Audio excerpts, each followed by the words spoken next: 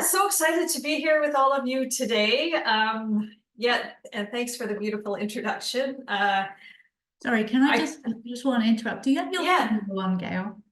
Do I what? Do you have your video on? Oh, yes, I do. Do you not see it? I don't, but that's okay. I'm sure everybody else can. If not, let me know. Yeah, let Nikki know in the chat if you don't see me. Yeah, here I am. Okay, I see a chat. I've got you now. I've got you. Okay, good. I will take the chat off. Yeah, so excited to be here with all of you and be able to work with the Learning Bar and join with you today. I always like to start off acknowledging the land that I'm joining you from today with huge gratitude. So I'm coming to you from Langley, BC, and it is the traditional and unceded territory of the Matsqui, Kwantlen, Katzie, and Semiahmoo First Nations. I'm just so grateful to be here on this beautiful land, and I know Nikki asked you to reflect a moment on the lands that you're coming and joining from. It is always so wonderful when we can see people from all the different places across this beautiful country. So. All right, so recognizing that one of the biggest impacts on student outcomes is the influence of staff well-being. Just at the start of this whole journey into what that can look like, and we sort of asked a few questions about how we can do this. So this is kind of where the series came from, starting with like why. Always good to start with that why. We're focusing on well-being. Then what do we do about it? How can we support that? Also, how do we capture that voice, the student voice, the staff voice, to be able to do this work? And you'll hear all through this, and as we continue to work together, how important this is to do well-being work together. And then what do we do with it? How do we take better care of our staff and students? And what are those and then the one just before this one are really around what kind of things do we need to know, or skills that we need to support those in crisis or have been in crisis, sort of beyond the everyday as well as the everyday. And then what are our next steps? Like, where do we go from here? Where are we headed? And that's sort of more of what we're going to talk about today. So just wanted to, so this is where the Wellbeing webinar series came from, sort of trying to find answers to all those different questions. And so I'm really just going to go through the webinar series that we've done and pick out just a highlight or two from each of those, and then we'll launch into the last part, like where do we go from here and next steps. So I'm clicking. Okay, there we go. Supporting staff well-being, fostering belonging in schools. This was the first one, and I had the pleasure of starting us off. It is absolutely like a forever of this topic. It is a huge passion area of mine. But just sort of to do my summary, and Nikki will have to wave at me if I'm too carried away in any of these summaries because I get so excited. Business reasons, actually hugely important to think about those. They actually have an impact on our students. As you know, having teachers in front of classrooms, having people well, really does impact our bottom line, and that's important. But also the success of our people, the success of our teams and the individuals in their work. And then, of course, that student connection. And really, just when I think about it, the health, happiness, and success of everyone. And the research is just so very clear. It's not just little things we're talking about. This is actually impacting those big things like our health, like our success in our work and our relationships, et cetera, et cetera. So this is where the passion comes in. We can make small changes and have huge, huge impact on people's lives. All right, so then the next one, and this was Joel Henderson back in February, just looking at the research-based interventions and how we use those to improve staff well-being. with a lag on my moving slides. So anyway, staff well-being outcomes. So just starting off with the, like, what are we trying to do here? What are we impacting? And I actually love these ones because these are really important outcomes that we're working towards. And you could probably do and, you know, if we do job satisfaction, this also will be an outcome. Like, you could probably add on to every single one of those more well-being outcomes that could come. Yeah, and these are, I mean, these are what really underscores the importance of investing in this positive school climate, because embedding these well-being strategies really help support educating in our schools. So the other thing that Jill talked about is these key factors that impact well-being. So you'll see things that make sense to you and that fit here, but these are the things that really impact whether people are well in their workplaces. And then what he did is he went through it, and again, I'm just summarizing, I'm not getting into all of these, is he went through each of these and provided kind of a overview of where the strategies would fit under all of these. So not only what the factor is, but then with some strategies that followed. So, and I'm just going to give one example of all of those. This one is around workload, and it's actually a really interesting one to think about, because when we asked about the well-being concerns your schools and your districts were facing, 46% of the responses including increased workload and that connection with burnout. And as we know, unmanageable workload is a key predictor of workplace stress. But I also sometimes think it's one of those ones that people think, well, there's really not much we can do about that, when in fact there are things that we can do and support. And these in the example, and possibly even more things to think about when you get your team together and say, what are we going to do with this? How can we work towards making a dent in this particular task? So yeah. Okay, and so the next one was taking Enhancing School Climate and Student Success, a guide to utilizing perception data. And this was Lorna Cameron. And she really was wanting to connect that. How does school climate impact student success? And basically guided us through the exploration of using perception data and its power in shaping a positive school climate. How it impacts and boosts learning outcomes from every student. And this was kind of that direct connection. So we've been talking about it through the whole thing, that this impacts student success, but really looking at that pivotal role that school climate has, and then identifying, capturing, and utilizing perception data to enhance these outcomes with our students. So yeah, and then also just really connecting, it's impacting the learning in the school, but honestly, just how much, if we have the right data, if we know what's going on for our students, how powerful it can be used to reduce vulnerabilities of all types, improve student outcomes, and really give our students that opportunity to survive and thrive. All right.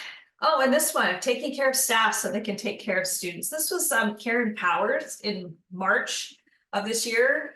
And I really enjoyed Karen's webinar as it touched on that direct relationship between leadership and the culture of the organization. So she sort of detailed how healthy culture is such a leading indicator of student success. Again, we're hearing this over and over again, and that healthy culture is a key responsibility of the leaders in the system. And she spoke to leaders in this workshop for sure. And we know how important that impact is on the culture. And you'll hear me say it over and over again. It's an absolutely shared practice. But as leaders, there are things we can intentionally pay attention to that will impact healthy culture. So yeah, and I really loved this. Karen talked about bringing others on the bench. And it reminded me of a study that is one of my favorite studies, actually. that was done during COVID. So if you don't mind, I'll take a minute to describe it to you because I think it was really impactful and fit what Karen was talking about in her video. What they did is they were looking at psychological safety in schools. And that's actually one of the really big predictors, psychological safety being that, ability and feeling like you're safe to speak up, ask questions, share your ideas with your team. And one of the biggest impacts on well-being in a workplace is people's sense of psychological safety.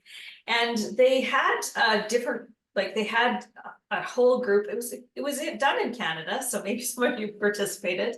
But the people that rated high on psychological safety and the schools that rated lower on psychological safety had lots of things in common. So their leaders cared about the staff that they were leading.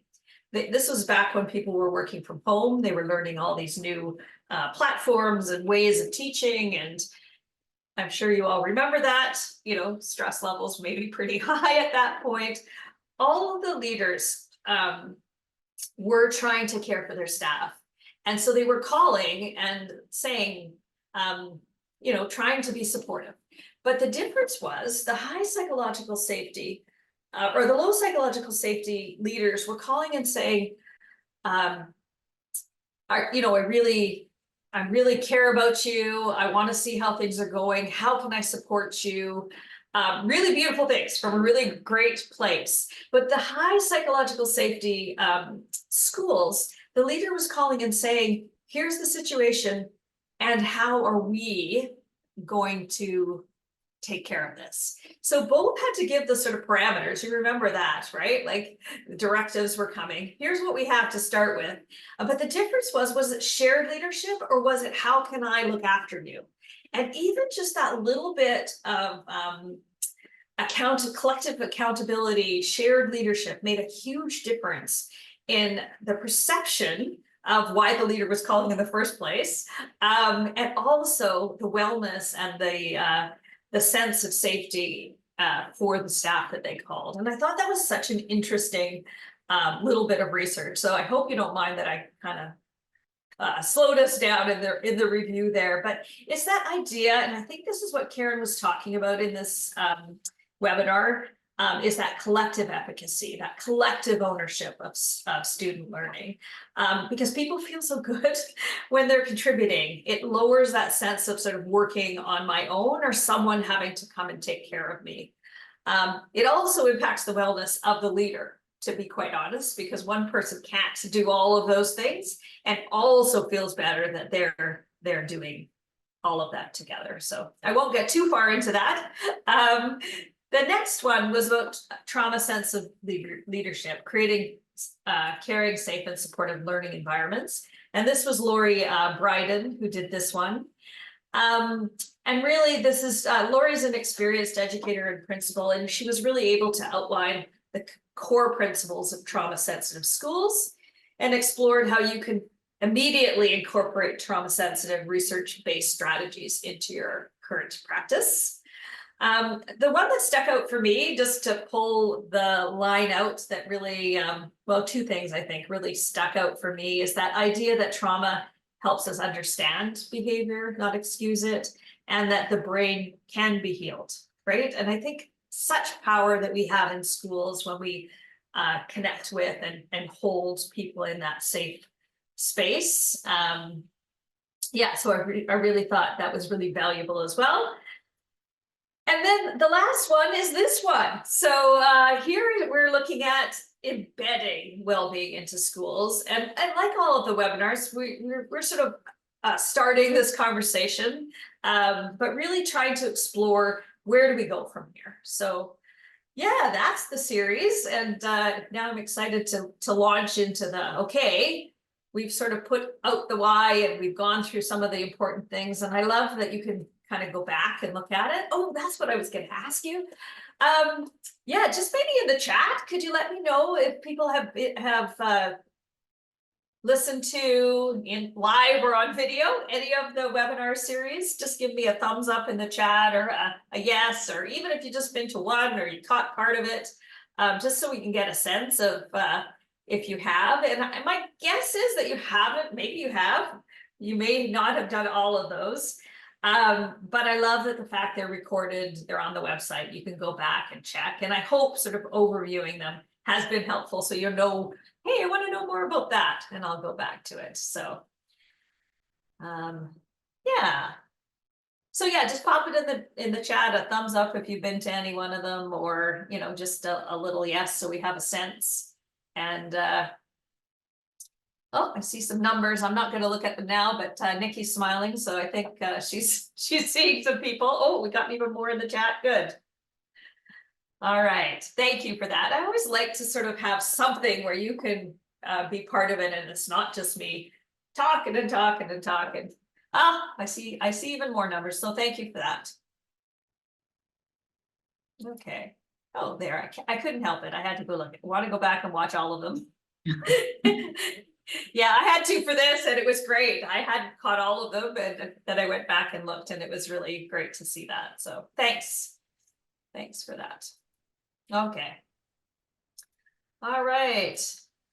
Moving on to next steps. It was funny. I was looking for pictures here, and this dog is wearing a harness, and I wanted to do the harnessing, well-being, and embedding it into schools. So anyway, that's my dog picture story. Yeah, just before we get started, Nikki's going to provide an overview of some of the feedback that you provided when it came to key challenges, because like I was saying, what we're trying to do is really listen to what you have to say. We're preaching, listening to others, and we want to do the same for you. So I'm going to hand off on the next slide to Nikki. Thank you. Bit of story image as well. I actually took the harness off the dog at one point. Okay. Oh yeah. Tail raised it. Put the harness back on. So when we do any webinars, we have a series of questions that we ask on registration, and I'm sure you probably saw them. So I wanted to share some of the feedback that we got from those questions. Throughout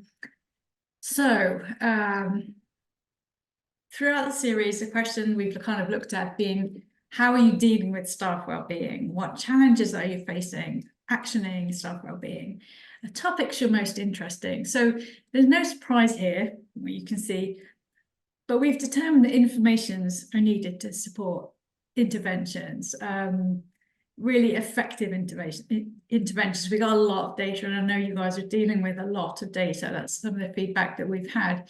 But this is what I wanted to share with you. So we know with time, you've got 17% is time. So that's one of the biggest challenges. So we know that we've heard that you're experiencing increased workload, and that's placed time constraints on staff, and really understanding the types of data needed has hindered the ability to collect the data, because I'm not sure how to either formulate the questions or actually know how to action the data afterwards, or even find time to analyze the data.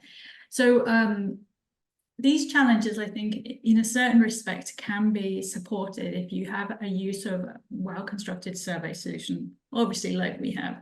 But what I really wanted to highlight here, though, is the slice of the pie that says lack of engagement.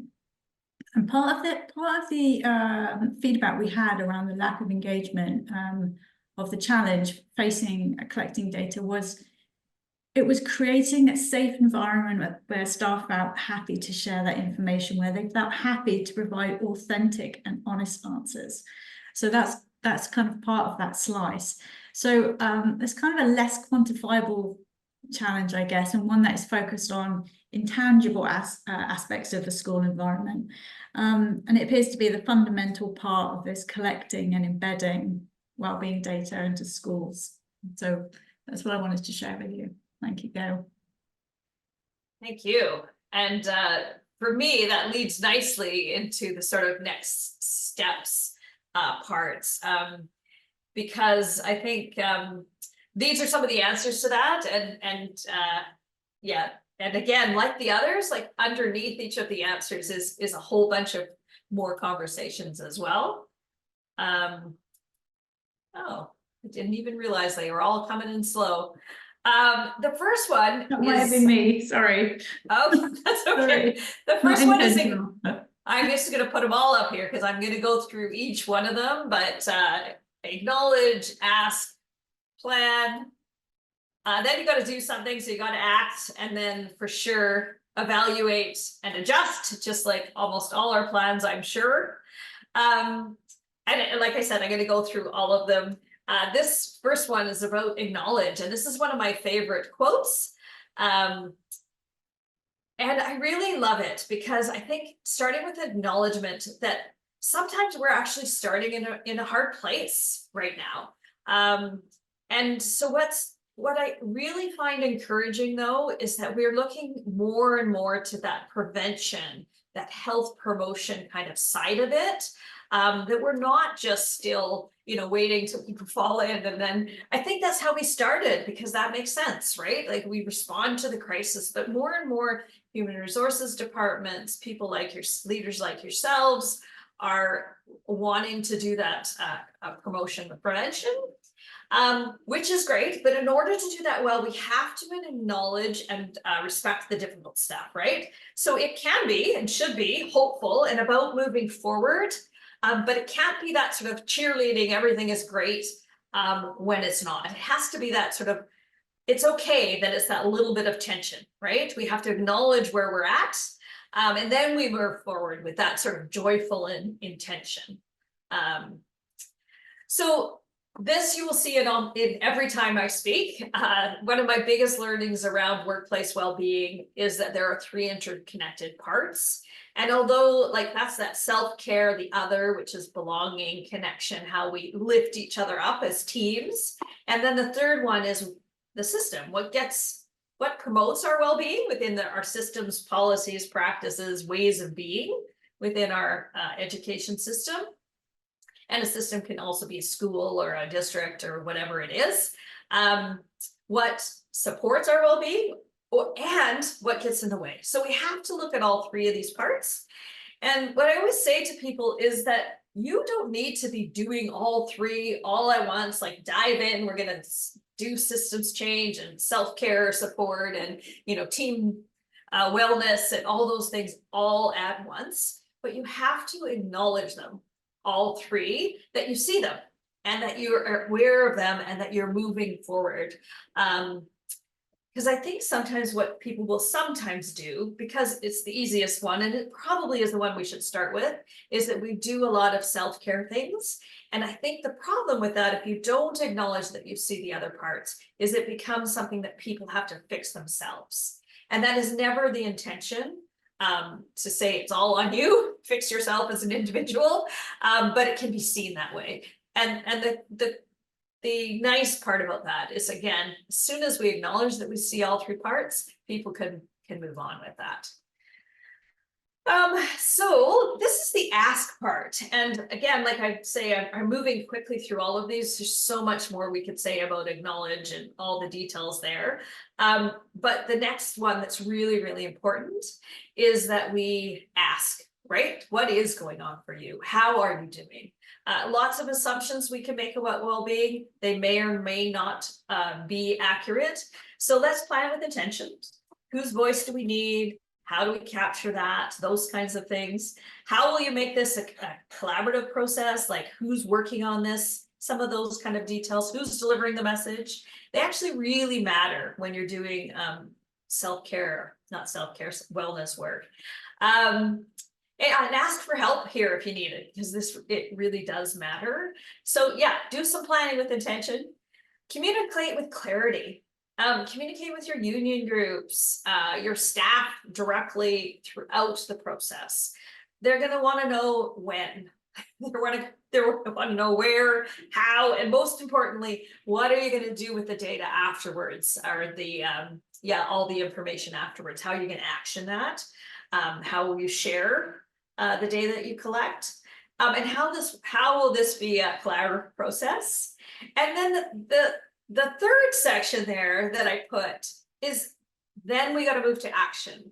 I think sometimes when we collect data or collect information from people, is that we can get stuck in the collection, and people want us to move to action. And so I put with courage, because I think sometimes this work does take courage. We ask questions and sometimes we get hard answers that are hard to hear, and we have to move forward with them. And anyways, we also always get things that are like, oh, okay, we're doing all right here. And we need to celebrate those as well, but we have to move forward with courage here. So ask with care, plan with intention, make a communication plan, and then act with courage. And tell my ones because I've all got pie charts on. Yes. Every time. So this is some feedback from the registration. What factors most significantly delay or prevent you from taking action based on this data? So I know that some of you haven't yet started the process of collecting data, but I'm just going to give you some of the feedback here. So there's so much tied into the responses that we received here. And I had to take quite a lot of them in and kind of put them into certain subgroups. So there's not a great amount of detail on each, but previously, we looked at the challenges you face in collecting student and staff wellbeing data, and it came down to time and actionable data. I was trying to think of another word, but I couldn't. Now we want to look at what prevents districts and schools from taking action based on that data. And again, it comes down to time and resources. So those who could manage the survey, or collection of data, those who could analyze the data, and those also who could support the data. So some of the districts that responded said they didn't have the wellbeing staff, they didn't have anyone to, given the actions, actually kind of follow up on it. So that was also an issue. So this really, I find, kind of emphasizes what you said, Gail, about the importance of asking with care and looking at how it's communicated to share the workload and how that could be done. And as we look into this chart, I'm sure, again, there's nothing new to you here. We know that workload is growing as staff retention continues to be a struggle. However, I want to turn this on its head a bit and ask you to consider how much of your time is spent dedicated to supporting staff who may currently be struggling with factors that are impacting their well-being, or how much time you're spending with staff dealing with absences or attrition, or the increase in challenging behaviour, which is also what we've been hearing from feedback from our clients as well. I know we certainly can't spend half an hour a day with every student and every staff member asking how they feel to get the information that we might need to kind of make decisions. So maybe this comes down to considering approaching this from a wider school community perspective. That was a little bit what you were talking about, Gail. And is there a way that it could be looked at in terms of collective responsibility? So I'm going to hand it back to you, just some thoughts. Yes, I have lots of ideas on that, but I'll move on. Yeah, so I've included all of the cycle of steps here, because part of the planning, not that I just wanted to overwhelm everyone with all of the things right here, but just thinking about part of that planning, since we're now into the planning one, is that it should include a bit of a look ahead to the other parts. So it's like a plan ahead. Like if I'm going to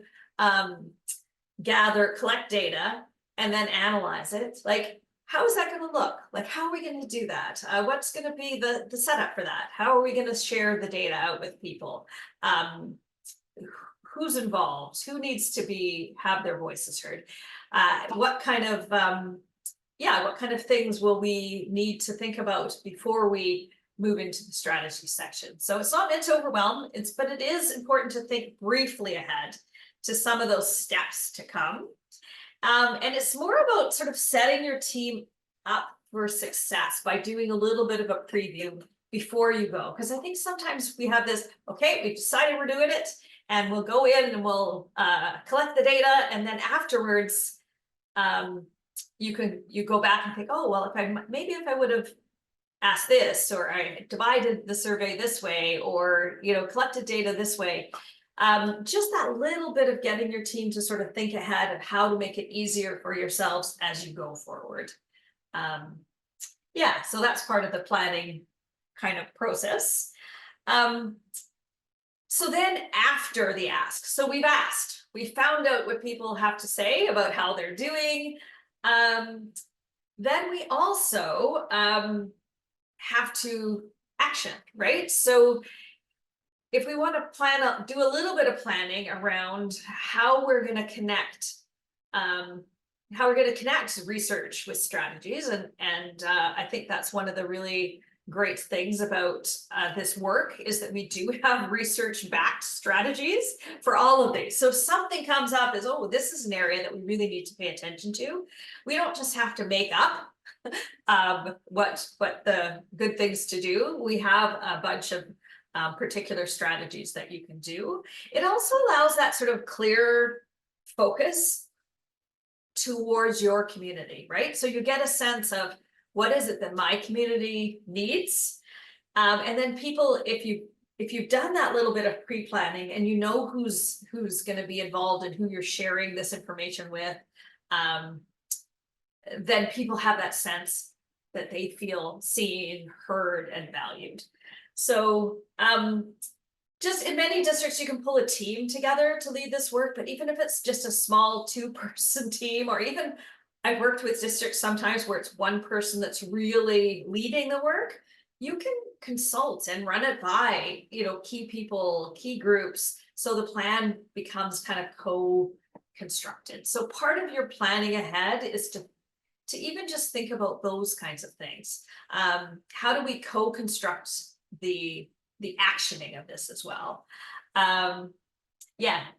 And I do really love the idea that you don't have to make stuff up, that there are, research-backed strategies that you can connect with each of the areas if they come up for you. All right. So here's the act part. Here's the moving to, yeah. Oh, there's another dog with a harness. Look at that, Nikki. Look what I did there. Actioning, moving, running. Yeah, one of the things that really, really important when you're doing this work is that time does matter. And that doesn't mean, I'm not trying to say, get at everything, launch it quickly, like you have to do everything in a sort of panicked kind of way. That's not what I mean. But what I do mean is that time matters. When you gather the feedback, you want to get back to people and say, here's what we heard. here's the sort of plan going forward. And so people know that we're moving ahead. And it doesn't have to be, like I say, we're moving ahead tomorrow, but it has that sense of you were heard and now we're moving forward. I put capture the low-hanging fruit because there's always something there that we can capture that isn't going to take a whole lot of time, and we can start to action right away. And then we also begin the longer term work. So we can say, some of these things are going to take some time, and this is what we're going to start with. And this is sort of the plan going forward. And then, yeah, communicate what you're doing at sort of each stage of all of these things, but also really be upfront if you run into problems. Like sometimes there's going to be something that comes up that slows that plan down.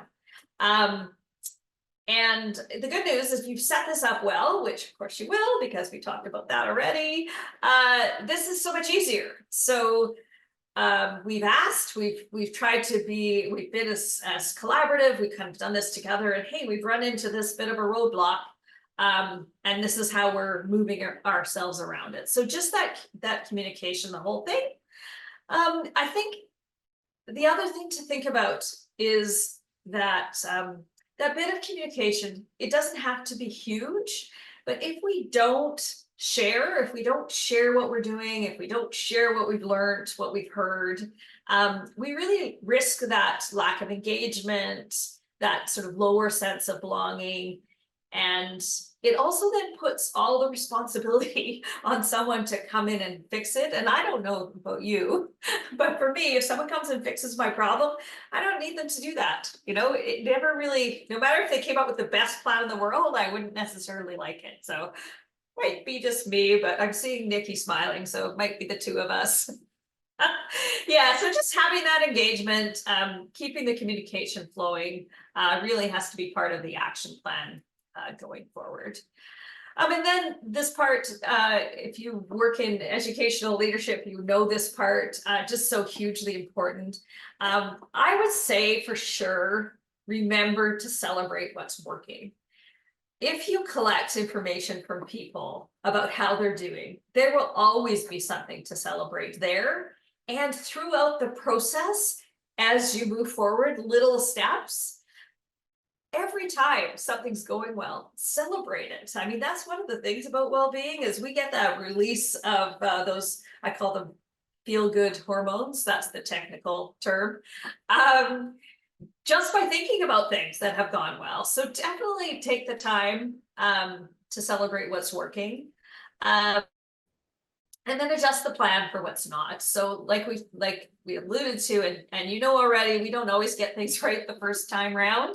But if you're really listening, you sort of need to go back and sort of evaluate what's worked, what hasn't worked, what can you do next, who should be involved, and then that whole thing about communicate,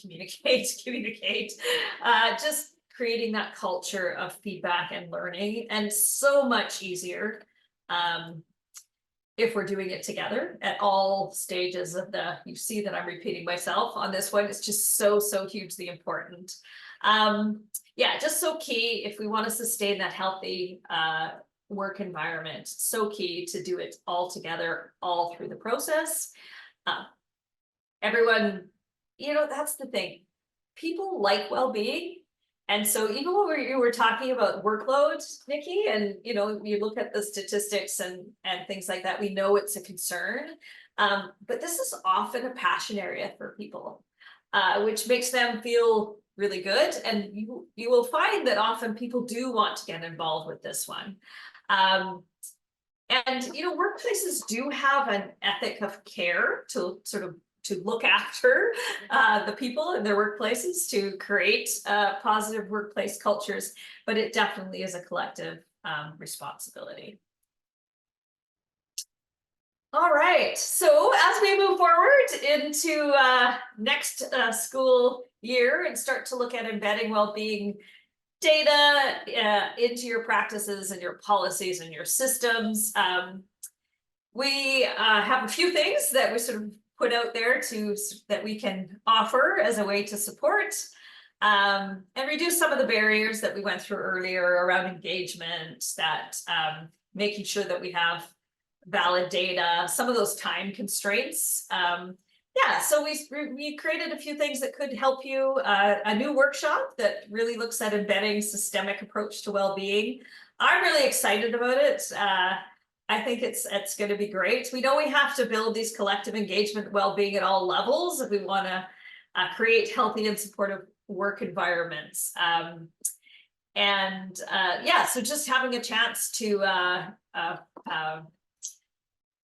support this through a workshop that's sort of geared towards your community. And then secondly, and I'm going to hand off to Nikki for this one.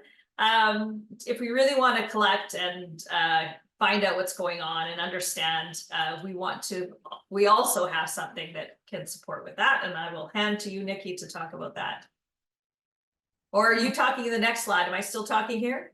No, you do the next one and I'll do the one afterwards. Thanks. Oh, okay, good. All right. So this is, and you've heard of this. I know this is one of the Learning Bar's great strengths is doing a survey to capture some of this.